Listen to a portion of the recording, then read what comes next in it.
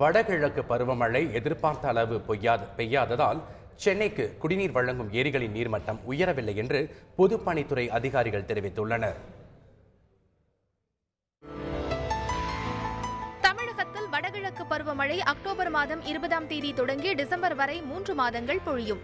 இந்த ஆண்டிற்கான வடகிழக்கு பருவமழை தற்போது தொடங்கியுள்ளது. ஆனால் எதிர்பார்த்த அளவிற்கு இதுவரை மழை பெய்யாததால் சென்னைக்கு குடிநீர் வழங்கும் முக்கிய ஏரிகளான பூண்டி, சோழவரம், புழல், செம்பரம்பாக்கம் போன்ற ஏரிகளில் எதிர்பார்த்த அளவிற்கு நீர்மட்டம் உயரவில்லை.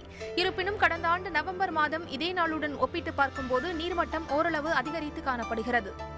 பூண்டி ஏரியில் கடந்த ஆண்டு நவம்பர் மாதம் இதே நாளில் 76 மில்லியன் கன அடி நீர் இருப்பு இருந்தது. தற்போது 231 மில்லியன் கன அடி நீர் இருப்பு உள்ளது.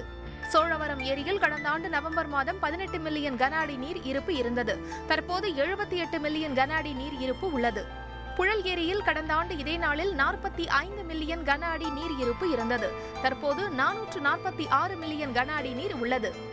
செம்பரம்பாக்கம் ஏரியில் கடந்த ஆண்டு நவம்பரில் 248 மில்லியன் கன அடி நீர் இருந்தது. தற்போது 491 மில்லியன் கன அடி நீர் உள்ளது. ஏரிகளில் உள்ள நீர் இருப்பின்படி அடுத்த 1 மாதத்திற்கு சென்னை நகருக்கு தங்கு தடையின்றி குடிநீர் வழங்க முடியும் என பொதுப்பணித்துறை அதிகாரிகள் தெரிவித்துள்ளனர்.